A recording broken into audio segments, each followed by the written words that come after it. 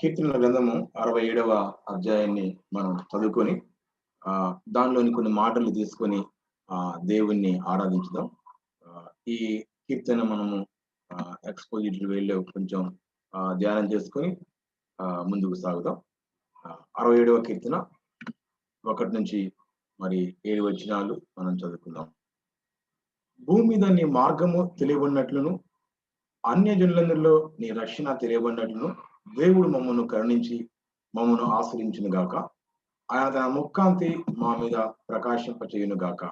దేవా, ప్రజలను నిన్ను స్తుతించుదురు గాక, ప్రజలందరూ నిన్ను స్తుతించుదురు గాక. న్యాయం బట్టి నువ్వు జనములకు తీర్పు తీర్చుదువు, భూమి మీద ఉన్న జనములను ఏలెదువు. జనములు సంతోషించు ఉత్సాహధ్వని చేయును గాక. దేవా, ప్రజలు నిన్ను స్తుతించుదురు గాక, ప్రజలందరూ నిన్ను స్తుతించుదురు గాక. అప్పుడు భూమి దాని ఫలములిచ్చును. దేవుడు మా దేవుడు మమ్మను ఆశ్రయించును. దేవుడు మమ్మను దీవించును. బోధిగంత నివాసులందరూ ఆయన యందు భయభక్తులు నిలుపుదురు. దేవుడు మరి ఈ లేఖనాలను మరి మన జీవితాల కొరకు ఆశ్రయించును గాక. ఈ లేఖనాల నుంచి కొన్ని మాటలు ఆరాధన కొరకు మనం చూద్దాం. ఈ కీర్తనను మనము చదువుతున్నప్పుడు ఈ కీర్తనని ఒక 2-3 వేలుగా మనం ఆలోచించవచ్చు, మార్గాలుగా. దీని ముందు ఒక ప్రశ్న నేను వేయాలనుకుంటున్నాను. What is the top priority of the church? సంఘం యొక్క అత్యంత ప్రాధాన్యతమైన పని ఏంటి అని ఒక ప్రశ్న వేస్తే దానికి జవాబు వర్షిప్ ఆర్ విట్నెసింగ్. ఆరాధించటము, లేక మిషనరీగా, లేక సువార్థికునిగా, లేక సాక్ష్యాన్ని పంచుకోవడం. ఏంటి అన్నప్పుడు let me know the answer. If the answer is worship, మీరు చాట్ బాక్స్ లో ఏ అని రాయండి. విట్నెసింగ్ అయితే బి అని రాయండి. ఓకే.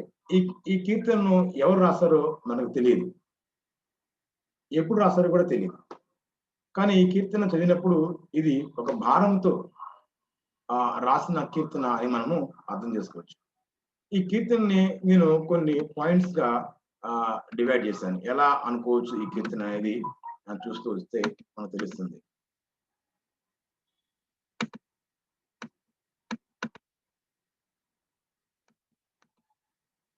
నా షేరింగ్ రావట్లేదు.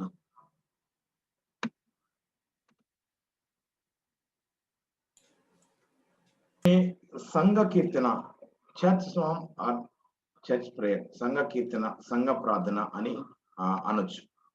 లేక మిషనరీ కీర్తన, missionary song or missionary prayer అనొచ్చు. ఎందుకంటే ఈ కీర్తనలో మనం చక్కగా ఆలోచన చేస్తే, భూమి మీద నీ మార్గము, అన్యజనులు నీ రక్షణ తెలియబడినట్లు మమ్మను ఆస్వాదించుము, మమ్మను కరుణించుము, మా మీద నీ ముఖకాంతి ప్రకాశింపచేయుము అనే మాటలు రాస్తున్నాయి. దీన్ని బట్టి ఇది సంఘ కీర్తన, లేక మిషనరీ కీర్తన, లేక ఒక కాపరి యొక్క కీర్తన అని కూడా మనం అనొచ్చని నా యొక్క తలంపులు. అవి మీకు నేను తెలియజేస్తాను. ఈ ప్రశ్న మీకు ముందే వేశాను.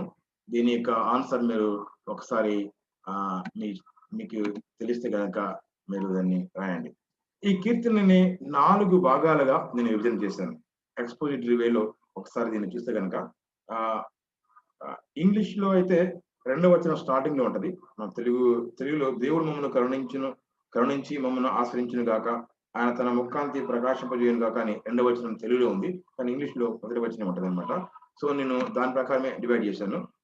2వ వచనాన్ని మనము రిక్వెస్ట్ ఫర్ బ్లెస్సింగ్, ఆశీర్వాదం కొరకు మనవి అని మనం రాసుకోవచ్చు టైటిల్. 1వ వచనాన్ని రీజన్స్ ఫర్ బ్లెస్సింగ్, ఆశీర్వాదానికి కారణాలు ఏంటిది, ఎందుకు ఆశీర్వాదం కావాలి అనేది మనం అనుకోవచ్చు. 3వ వచనాన్ని రెస్పాన్స్ ఫర్ బ్లెస్సింగ్, ఆశీర్వాదానికి స్పందన ఏంటిది అని మనం చూడవచ్చు. 4వ వచనం నుంచి 7వ వచనం వరకు రిజల్ట్స్ ఆఫ్ బ్లెస్సింగ్, ఆశీర్వాదం యొక్క ఫలితాలు. ఈ 7 మాటలని 4 భాగాలు విభజిస్తే, మొట్టమొదటిది ఆశీర్వాదం కొరకు మనవి, రెండోది ఆశీర్వాదానికి కారణాలు, మూడోది ఆశీర్వాదానికి స్పందన, 4వది ఆశీర్వాదానికి ఫలితాలు. Request for blessing, reasons for blessing, response for blessing, results of blessing అని మనం అనుకోవచ్చు. అలా డివైడ్ చేసుకోవచ్చు. వాటిని మనం చూద్దాం. మొట్టమొదటిది మరి రిక్వెస్ట్ ఫర్ బ్లెస్సింగ్, ఆశీర్వాదం కొరకు మనవి. దేవుడు మమ్మను కరుణించి మమ్మను ఆశ్రయించును గాక. ఆయన తన ముఖకాంతి మా మీద ప్రకాశింపజేయును గాక అని అన్నారు. దేవుడు మమ్మను కరుణించి మమ్మను ఆశ్రయించును గాక. ఆయన తన ముఖకాంతి మా మీద ప్రకాశింపచేయును గాక. నేను ఈ కీర్తనను ధ్యానించిన మొదటి నెలలో ఈ ప్రార్థన ఎక్కువగా చేసేవాడిని. దేవా, భూమి మీద నీ మార్గము, అన్ని జనుల్లో నీ రక్షణ తెలియనట్టు నన్ను ఆశ్రయించు, నన్ను కరుణించు, నాపై నీ ముఖకాంతి ప్రకాశింపచేయి అని ఎక్కువ ప్రార్థించేవాడిని. ఇక్కడ యాక్చువల్‌గా ఈ మాటలు ఆరనిక్ బెనడిక్షన్ అంటారు. సంఖ్యాకాండము 6వ అధ్యాయము 24, 20 వచనాల్లో ఆ మాటలు రాసుంటాయన్నమాట. ఏముంటుందంటే, దేవుడు నిన్ను ఆశ్రయించి నిన్ను కాపాడును గాక. యెహోవా నీకు తన సన్నిధిని ప్రకాశింపచేసి నిన్ను కరుణించును గాక.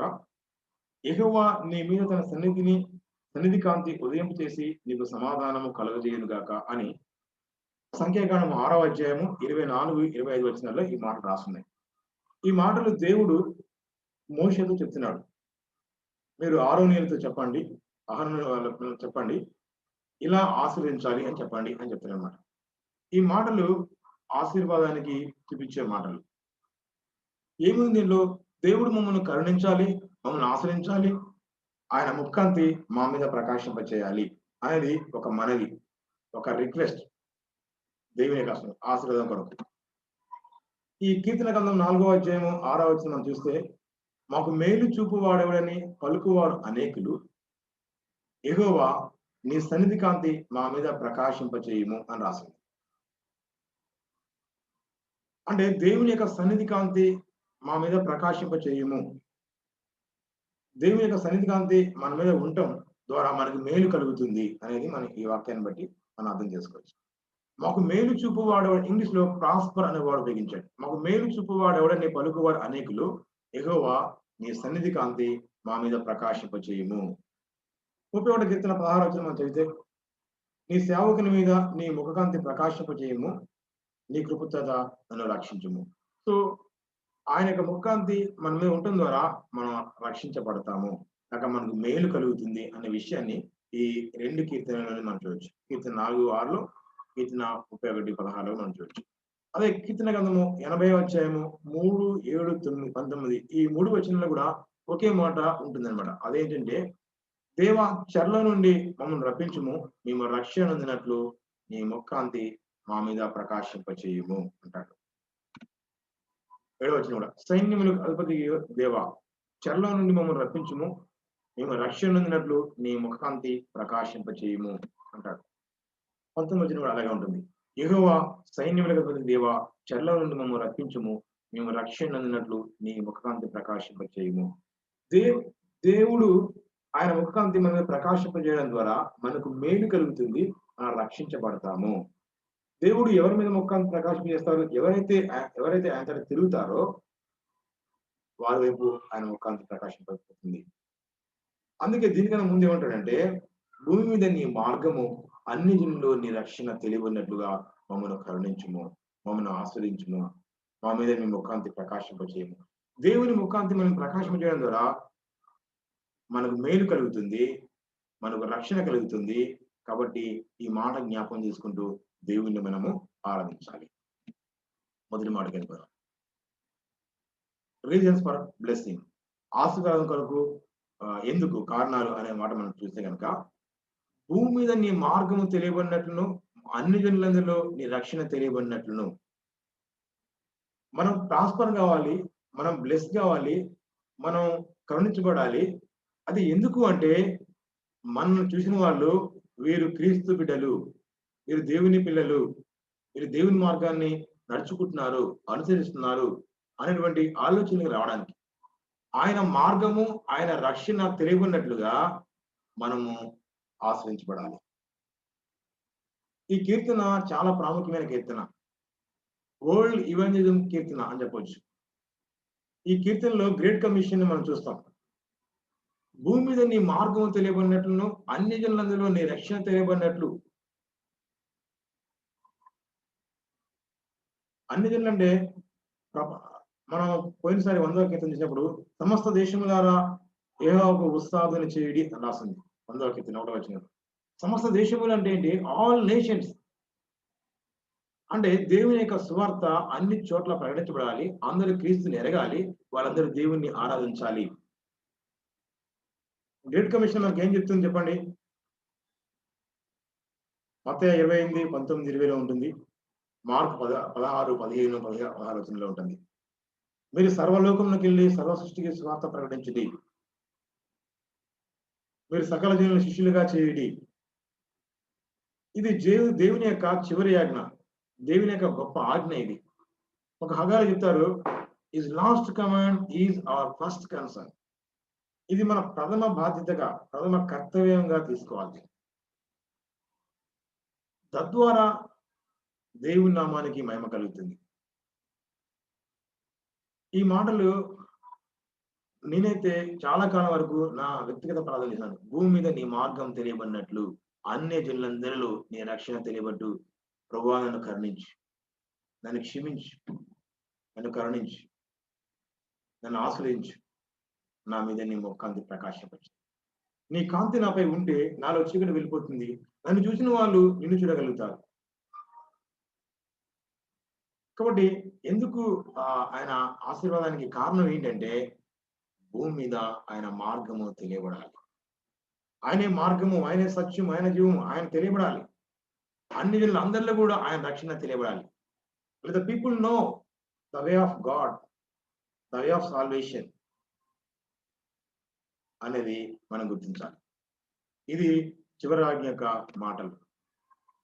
కాబట్టి మీరు వెళ్ళి సమస్త జనులను శిష్యులుగా చేయి, తండ్రి యొక్క, కుమారుని యొక్క, పరిశుద్ధాత్మ యొక్క నామములోనికి వారికి బాప్తిసం ఇచ్చుచు, నేను మీకు ఏ సంగతులు ఆజ్ఞాపించుతున్నో వాటిని గైకొనుచు వారికి బోధించుడి. ఇదిగో నీ యుగ సమాప్తి వరకు సదాకాలం మీతో కూడా ఉన్నాను వారు చెప్పారు. కాబట్టి ఈ రెండవ మాటని మనం జ్ఞాపకం చేసుకున్నప్పుడు ఆయన మార్గము లేక ఆయన రక్షణ మార్గము ప్రజలందరికీ తెలియాలి. ఇది ఎలా జరుగుతుందంటే గ్రేట్ కమిషన్ ని మనము ఓన్ చేసుకొని ఆ యొక్క చివరి ఆజ్ఞను మన ప్రథమ కర్తవ్యంగా తీసుకొని దానికోసం మనం ప్రయాసపడడం ద్వారా, ప్రయత్నించడం ద్వారా, ఆ పని మనం చేయడం ద్వారా ప్రజల్లోకి ఆయన యొక్క రక్షణ మార్గము లేక ఆయన వెలుగు మార్గము అనేది వెళుతాం. కాబట్టి ఈ విషయాన్ని కూడా మనము గమనించాలి. మూడవది రెస్పాన్స్ ఫర్ బ్లెస్సింగ్, ఆశీర్వాదాలకు స్పందన. ఏంటి మూడవ ఏం చెప్తుంది నాకు చెప్పండి? దేవా ప్రజలు నిన్ను స్తుతించుదురుగాక, ప్రజలందరూ నిన్ను స్తుతించుదురుగాక అని రాసింది. ఇదే మాట రిపీట్ గా ఇంకోసారి 5వ వచనం రాసింది. దేవా ప్రజలు నిన్ను స్తుతించుదురుగాక, ప్రజలందరూ నిన్ను. అంటే ప్రోగ్రెసివ్ వేలో ఈ కీర్తనకారుడు ఆ సువార్త ప్రకటించబడతా ఉంది. ప్రజలు మార్పు చెందుతా ఉన్నారు, వాళ్ళు దేవుని ఆరాధిస్తున్నారు అని చెప్పడం కోసం బహుశా ఈ మాట రాసి ఉండొచ్చు. ప్రోగ్రెసివ్ గా దేవుణ్ణి ఇచ్చిన ఆశీర్వాదానికి స్పందన ఏంటంటే ప్రజలందరూ మనల్ని చూసినప్పుడు దేవుణ్ణి మహింపరుస్తారు. నన్ను చూసిన ప్రజలు నన్ను బట్టి దేవుని మహింపరుస్తారు. కాబట్టి దేవా ప్రజలు నిన్ను స్తుతించుదురుగాక, ప్రజలందరూ నిన్ను స్తుతించుదురుగాక అన్నారు. ప్రజలు అంటే ఎవరు? ప్రజలు అందరూ అంటే ఎవరు? ప్రజలు నిన్ను స్తుతించుదురుగాక, ప్రజలందరూ నిన్ను స్తుతించుదురుగాక అన్నారు. ప్రజలు అంటే ఆ కీర్తనకారుని యొక్క ఉద్దేశంలో అనేక చోట్ల మేము మా దేవుడు మమ్మును దీవించును గాక, మా దేవుడు మమ్మును ఆశ్రయించును అనే మాట. మా అంటే ప్రజలు అనటం ద్వారా ఆయన యొక్క ఉద్దేశం ఏమై ఉంటుందంటే ఇశ్రాయేలీయులు, యూదులు, ప్రజలందరూ అనటం ద్వారా ఇశ్రాయేలుతో పాటు అన్యులందరూ కూడా. అందుకే ప్రజలందరిలో, అన్య జనులందరిలో అనే మాట మొదట్లో మనం చూసాం. కాబట్టి మనము ఆశ్రయించబడడం ద్వారా, మనం కరుణించబడడం ద్వారా, మన మీద దేవుని యొక్క ముఖకాంతి ప్రకాశింపడడం ద్వారా ఏం జరుగుతుందంటే ప్రజలందరూ కూడా దేవుణ్ణి ఆరాధిస్తారు, దేవుణ్ణి మయంపరుస్తారు. చెప్పండి, నన్ను చూసిన వాళ్ళు దేవుణ్ణి మయంపరుస్తున్నారా?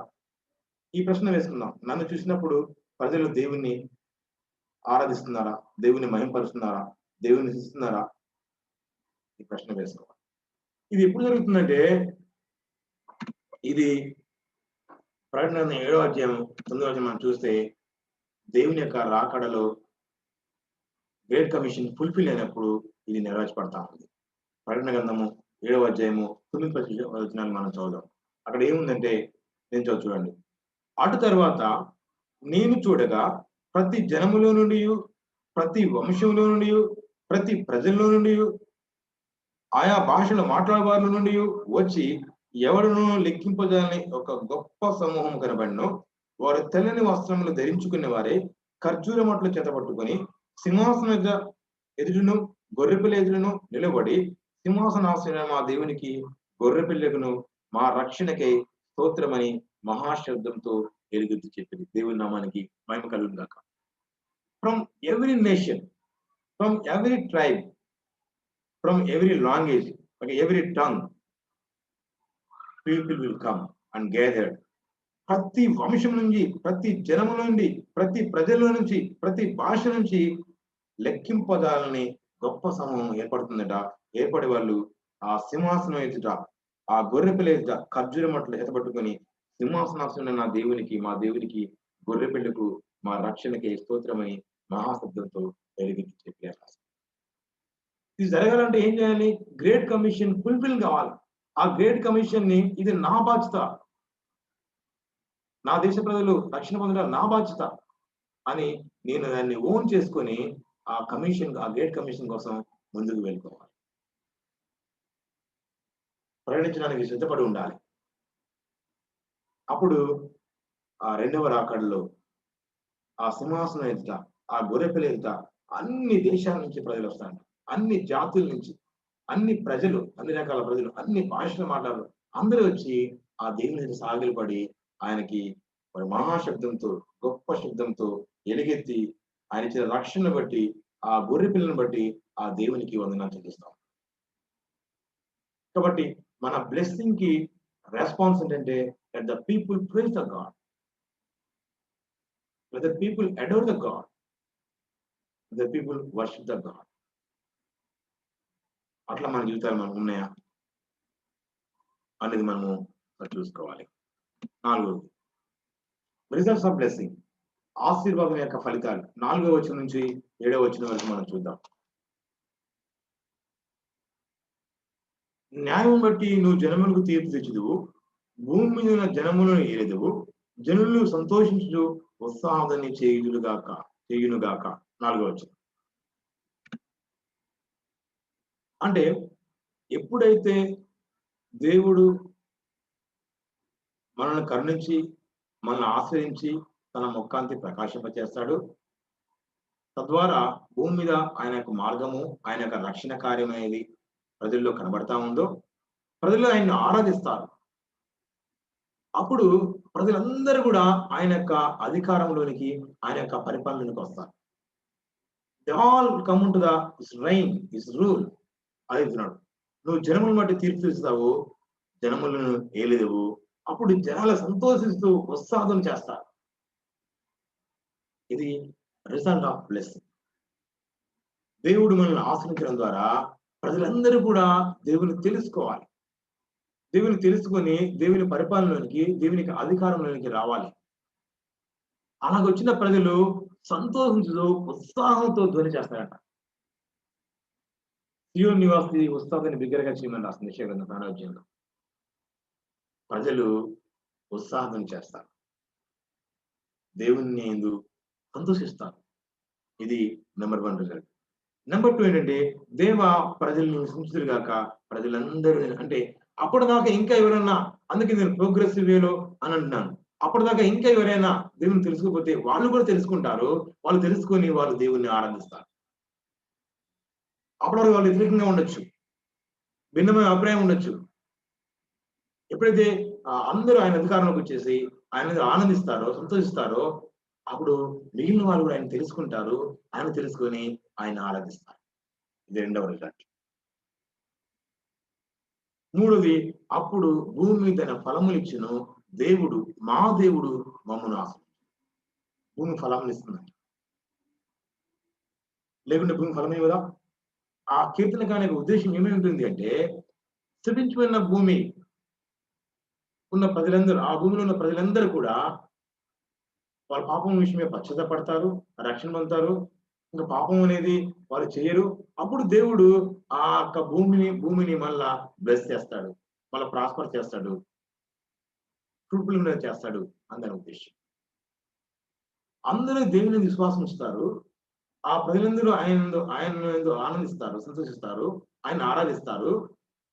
తద్వారా భూమి తన ఫలాన్ని ఇస్తుంది. కాబట్టి ఇది మూడవ మూడవ రిజల్ట్. నాలుగవది, దేవుడు మమ్మల్ని దీవించును. దేవుడు బ్లెస్ చేస్తాడు. భూదిగంత నివాసులందరూ ఆయన యందు భయభక్తులు నిలుపుదురు. చూడండి, ఇది అల్టిమేట్ అన్నమాట. ప్రసంగి గ్రంథంలో మనం చూస్తాం. ఏం చూస్తాం? అల్టిమేట్ ఏంటంటే ప్రజలందరూ కూడా ఆయన యందు భయభక్తులు కలిగి నివసించడమే. మనం బ్లెస్ అయిపోవడం ద్వారా, నేను బ్లెస్ అయిపోవడం ద్వారా ఏమవుతుందంటే, నేను ప్రాస్పర్ కావడం ద్వారా ఏమవుతుందంటే, ముందు ఆయన మార్గము, ఆయన రక్షణ తెలియబడతా ఉంది. ప్రజలు ఆయన పరిపాలనలోకి వస్తారు. ఆయన్ని ఆరాధిస్తారు. ఆయనను సంతోషిస్తారు. తద్వారా భూమి ఫలిస్తుంది. ప్రజలు ఆయన భయభక్తులు కలిగి దీవించబడతారు. కాబట్టి ఈ కీర్తనను మనము ధ్యానిస్తున్నప్పుడు మనం నేర్చుకోవాల్సిన అంశం ఏంటంటే, దేవుడు మనల్ని ఎందుకు ఆశీర్వదించాలి? ఎందుకు ఆశీర్వదించాలి? ఆయన మార్గము, ఆయన రక్షణ తెలియబడ్డారు. అంత తప్ప దేని మాకు సెల్ఫిష్‌గా కాదు. ఇంక వేరేది ఎవరు ఏం చెప్పినా నమ్మడానికి లేదు. అది వాక్యానుసారం కాదు. అందుకనే మమ్మల్ని ఆస్వాదించు, మమ్మల్ని కరుణించు, మా మీద నీ ముఖకాంతి ప్రకాశింపజేయమని కీర్తనకారుడు చెప్తాడు. దానికి రెస్పాన్స్ ఏంటంటే అందరూ కూడా ఆయన ఆరాధించాలి. ప్రజలందరూ అంటే ఎనగని జనమంతా కూడా ఆయన్ని ఎరగాలి. అంటే గ్రేట్ కమిషన్ ఫుల్‌ఫిల్ కావాలి. సర్వలోకానికెళ్ళి సర్వ సృష్టికి సువార్త ప్రకటించబడాలి. అందరూ శిష్యులుగా చేయబడాలి. దేవుని నామం మహింపబడాలి. తద్వారా ఏమైతుందంటే అందరూ ఆయన పరిపాలనలోకి వస్తారు. ఆయన అధికారంలోకి వస్తారు. ఆయన్ని ఆరాధిస్తారు. భూమి ఫలిస్తుంది. దేవుడు వాళ్ళని దీవిస్తాడు. అందరూ కూడా భూదిగంత నివాసులందరూ, భూమి దిగాంతాల వరకు కూడా ఆయనందు భయభక్తులు నిలుపుతారు. కాబట్టి ఈ మాటలు మనం జ్ఞాపకం చేసుకుంటూ దేవుని ఆరాధిస్తాం. ఈ కీర్తనలో నుంచి కొన్ని ఆరాధన కొరకు కొన్ని మాటలు నేను రాశాను, మీకు చెప్తాను చూడండి. ఆరాధన కొరకు కొన్ని మాటలు. ఆయన రక్షణ మార్గం కొరకు వందనాలు. దేవుడు నాకిచ్చిన రక్షణ మార్గం కొరకు 1వ వచనంలో ఉంటుంది. దేవా నీవు ఇచ్చిన రక్షణ మార్గం కొరకు వందనాలు అని చెప్తాను. ఆయన కరుణ కొరకు, ఆయన నన్ను కరుణించి పాపినైన నన్ను నా కోసం, నాకు ప్రతినిధిగా, నా స్థానంలో, నా పక్షముగా రక్తం చిందించాడు. ఆ రక్తంలో నా పాపాన్ని కడిగి వేశాడు. నన్ను కరుణించాడు. క్షమించడానికి కూడా అర్హుడిని కాదు నేను. అంత ఘోర పాపిని నేను. నశించిపోతుందని వెతికి రక్షించుకున్నాడు. కలువలో తన రక్తం చిందించాడు. ఆ కరుణ చూపిన దేవా నీకు వందనాలు అని చెప్తాను. అలాగే ఆయన ఆశీర్వాదం. ఈ రోజు నేను ఏమై ఉన్నానో దాన్ని బట్టి దేవునికి వందనాలు చెల్లిస్తాను. నాలుగవదిగా ఆయన పరిపాలన వరకు his rain and his rule. తద్వారా ఆయన నన్ను పరిపాలించడం ద్వారా నేను సంతోషంగా జీవించగలుగుతాను. 4వ వచనంలో మార్పు చేస్తాను. ఉత్సాహం చేయగలుగుతాను. ఆయన పరిపాలన కొరకు ఆయన వందనాలు చెల్లిద్దాం. ఆయన ఇచ్చే సంతోషం కొరకు ఆయనకి వందనాలు చెల్లిద్దాం. తద్వారా ఆయన భూమి ద్వారా ఇచ్చే ఫలమును బట్టి కూడా దేవునికి వందనాలు చెల్లిద్దాం. తర్వాత ఆయన ఇచ్చే దీవెనల కొరకు, తద్వారా భూదిగంత నివాసులు అందరూ కూడా ఆయన భయభక్తులు కలిగి ఉంటారు. భయభక్తులు అంటే ఏంటి? Respect and reference to God. They are God. They respect God. They revere God. They adore God. They worship God. They praise God. కాబట్టి ఈ 7 మాటలు జ్ఞాపకం చేసుకుంటూ ఈ కీర్తన మాటలను బట్టి దేవుని మనం ఆరాధిస్తాం. దేవుడు ఈ కొద్ది మాటలు ఆరాధన కొరకు మన జీవితాల్లో మరి దీవించును గాక.